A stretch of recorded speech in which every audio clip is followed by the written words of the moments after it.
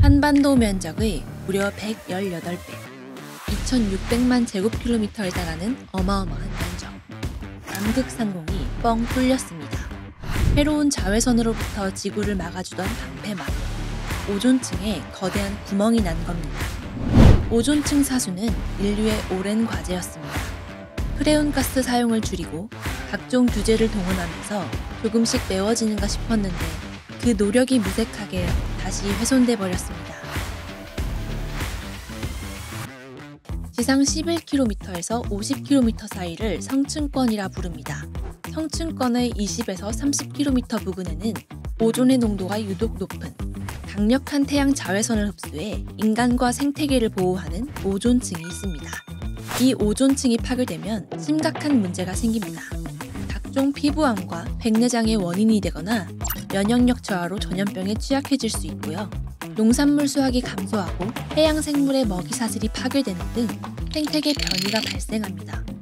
뜨거운 자외선이 지구 표면으로 들어와 지구 온난화를 가속시키기도 하죠. 1966년 남극 상공에 주변보다 오존의 농도가 낮은 오존홀이 최초로 관측됐습니다. 1966년 영국의 그 남극 탐사대가 남극 대기권에서 오존 구멍을 갖다 발견했습니다. 일부에서는 일본 학자들이 1, 2년 전에 먼저 발견했다고는 문헌이 있긴 한데 공식적으로 이래 학회에 보고되질 않아서 먼 얘기인 줄 알았던 오존층 파괴가 현실로 다가오자 1987년 국제사회가 팔을 걷어붙였습니다. 오존층 파괴의 주범인 프레온가스를 비롯한 화학물질의 생산과 사용을 규제하는 몬트리올 의정서를 체결한 건데요. 오존 파괴하는 것들이 남극 대륙만 있고 아무 관계 없으면 관심이 적었을 텐데 오존 구멍이 점점 커지면서 남극 대륙 근처에 있는 목장 같은 데는 눈이 먼 양들이 나오고 소위 말하는 백내장이라든가 사람으로 치면 피부 노화 현상이 일어나는 게 더 큰 문제는 식물의 광합성하는 엽록소를 파괴합니다. 이 식물성 플랑크톤이 죽어나가면 동물성 플랑크톤이 굶게 되고 어류들이 죽고 또 새들이 죽고 뭐 이런 식으로 해서 먹이 사슬이 굉장히 일어나죠. 그 심각함을 알고 어떻게든 이걸 막아야 된다고 해서 결과는 성공적이었습니다. 실제로 오존홀의 넓이가 조금씩 줄어들었습니다.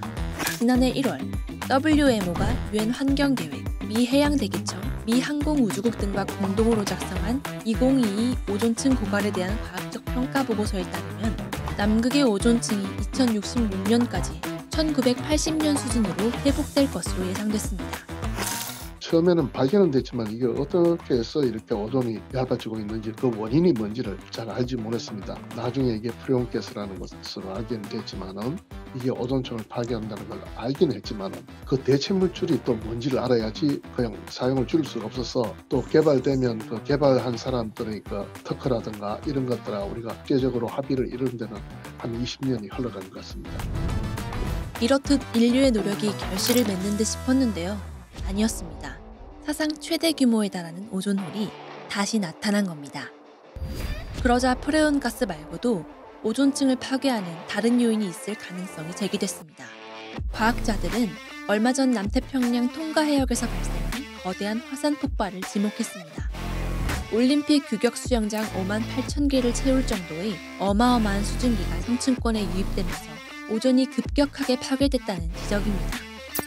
오존층이 1% 감소하면 자외선이 2% 증가하고 자외선이 1% 증가할 때 피부암은 한 5% 정도, 백내장은 한 1% 정도 증가한다고 그럽니다. 곧바로 이제 나타나진 않는데 그때 이렇게 환자가 발생하는 건 아니지만은 피부암이라든가 백내장 같은 건 누적돼서 나는 경우가 있으니까 아마 그런 쪽에 좀 악영향을 미치는 거로 그렇게 파악되고 있습니다.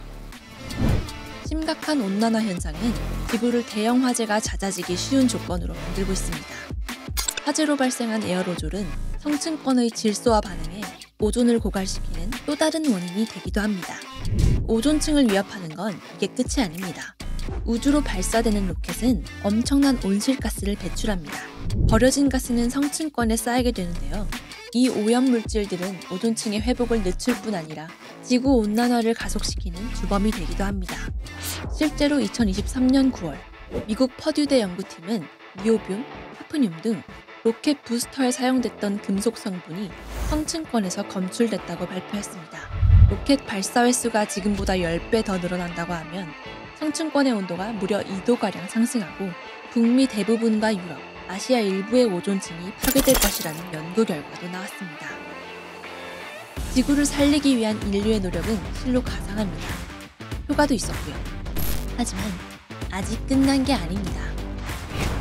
오존층 파괴를 갖다가 지연시키기 위해서 수소불화탄소를 대체물질했는데 이것도 굉장한 온실가스입니다. 예를 들어서 토양가스는 수명이 한 500~600년 가면서 이산화탄소보다 지구온난화에 미치는 영향이 한 몇천 배 더 큽니다. 대체물질을 만들었는 수소불화탄소도 온실가스 영향은 토양가스랑 마찬가지입니다. 다른 수명이 몇십 년밖에 되지 않기 때문에 전체로 보면 양 10분의 1이나 그 이하로 줄게 돼서 파리 기후 협약에서는 대체 물질 이 자체도 지구온난화를 유발하는 물질이기 때문에 다른 대체 물질을 만들기로 그렇게 약속을 했습니다. 아직까지는 그게 개발되지는 않았고요.